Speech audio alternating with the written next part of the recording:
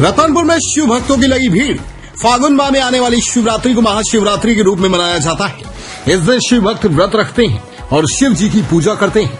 आइए हम आपको महाशिवरात्रि के इस पावन अवसर में एक ऐसे अद्भुत, अलौकिक और रहस्यमय शिवलिंग के बारे में बताने और दर्शन कराने जा रहे हैं, जिसके दर्शन मात्र से आपका रोम रोम शिवमय हो जाएगा। मां महामाया की नगरी रतनपुर, जिसे लहुरी काशी के नाम से भी जाना जाता है, जहां पर राम टेकरी के ठीक नीचे स्थापित है बूढ़ा महादेव का मंदिर। इस मंदिर को वृद्धेश्वर नाथ के नाम से भी पुकारा और जाना जाता है। कहते हैं कि बूढ़ा महादेव मंदिर में स्थापित शिवलिंग स्वयंभू है और यदि इसे गौर से देखें तो भगवान शिव की जटा जिस प्रकार फैली होती है, ठीक उसी प्रकार दिखलाई देता है। शिवलिंग के तल पर स्थित जल देखने पर ऐसा प्रतीत होता है मानो पूरी आकाश गंगा या ब्रह्मांड इसमें समाया हुआ हो। इस शिवलिंग में जितना भी जल अर्पित कर लें, उसका जल ऊपर नहीं आता और शिवलिंग के भीतर के जल का तल एक सा बना रहता है। इस शिवलिंग पर चढ़ाया जल कहाँ जाता है, जो आदिकाल से आज तक इस रहस्य को कोई न जान सका। सावन के पवित्र माह में भगवान शिव के इस अद्भुत शिवलिंग पर जलाभिषेक करने हजारों की तादाद में श्रद्धालुओं की भीड़ उमड़ती है।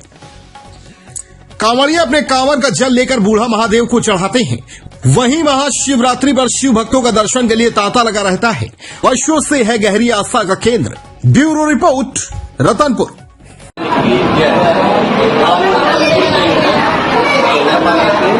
शंकर भगवान का आज महाशिवरात्रि है। महाशिवरात्रि हम लोग पूरे रतनपुर की जितना भी शिव भक्त है तो सबको प्रणाम। हम यहाँ रतनपुर बूढ़ा महादेव में दर्शन करने के लिए हमको यहाँ आने से मन को शांति, बहुत शांति मिलती है। वो शंकर भगवान है। तो परिचय देंगे नाम? मैं महेश गुप्ता कहरपारा से जी।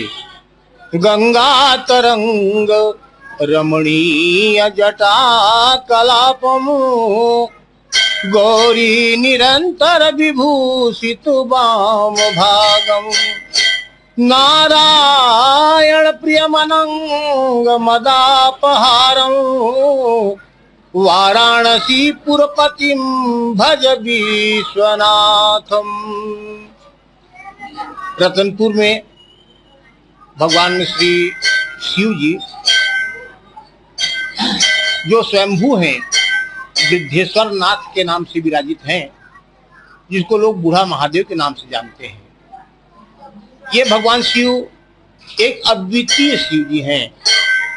सब जगह गोल लिंगाकार के रूप में भगवान शिव दर्शन देते हैं, लेकिन यहाँ लिंग के ऊपर में जटा के रूप में छितराया हुआ है, जिसमें जल भरा रहता है। उसमें अरबों घड़ा पानी डालिए, 10, 20, 25, 50 नहीं, अरबों घड़ा पानी डालने के बाद भी अभी वर्तमान में जो जल का लेवल बना हुआ है, पानी 1 इंच ऊपर नहीं आता। ओवरफ्लो की तो चर्चा छोड़िए।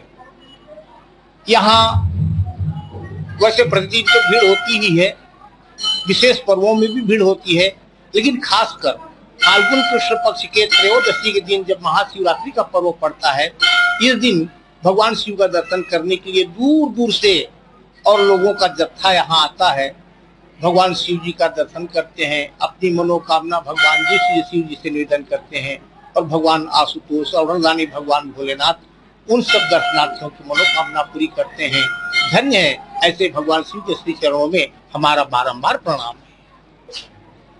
इनकी उत्पत्ति के बारे में बताया गया है कि एक किंवदंती कथा है कि बहुत समय पहले यहाँ एक वृद्धेश्वर नाम करके राजा हुए थे। उस राजा के पास बहुत सारी गायें हुआ करती थी। जब गायों को चरवाहा चराने के लिए जाता था तो एक गाय झुंड से हट करके जहां भी भगवान शिव जी वर्तमान में विराजित हैं, वहां आकर खड़ी हो जाती थी। यहाँ बहुत सारे बांस के झुंड हुआ करते थे। वो गाय उस बांस के झुंड में के बीच घुस जाती थी और भगवान शिव जी के ऊपर खड़ा हो जाती थी। उसके थन से अपने आप दूध का क्षरण होता था और प्रतिदिन वो गाय भगवान शिव जी का दुग्धाभिषेक किया करती थी। एक दिन चरवाहे ने पीछा किया कि गाय हट के जाती कहाँ है। जब उसने देखा कि ये खड़ी और इसके थन से अपने आप दूध गिर रहा है, अभिषेक करने के बाद जब गाय चली गई तो चरवाहा नजदीक जाके देखा कि वहां भगवान शिव जी विराजित है, लेकिन वो समझ नहीं पाया कि है क्या। फिर उसने राजा वृद्धसेन को जाकर बताया कि महाराज जी मैंने ऐसा ऐसा अद्भुत दृश्य देखा है। तो राजा वृद्धसेन को विश्वास नहीं हुआ, लेकिन क्योंकि अब चरवाहा कह रहा है तो उसकी बात की पुष्टि करने के लिए दूसरे दिन राजा वृद्धसेन स्वयं आए और उन्होंने भी वही दृश्य देखा, बड़ा आश्चर्य हुआ, विचार करने लगे कि आखिर है ये क्या चीज, क्यों ऐसा हो रहा है।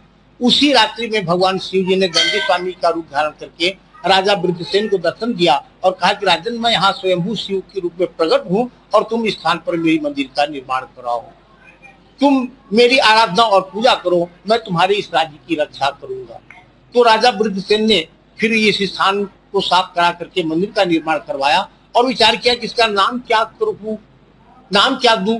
तो क्योंकि मैं वृद्धसेन हूँ, मेरा नाम वृद्धसेन है, तो मेरे ये ईश्वर हैं, मेरे स्वामी हैं, इसलिए उन्होंने अपने नाम के साथ जोड़ करके भगवान शिव का नामकरण किया वृद्धेश्वरनाथ। क्योंकि राजा वृद्धसेन ने इसका मंदिर बनवाया और लोगों को जानकारी दी, इसलिए ये वृद्धेश्वरनाथ नाम से जाने जाते हैं। लेकिन अपभ्रंश में उनको बूढ़ा महादेव कहते हैं।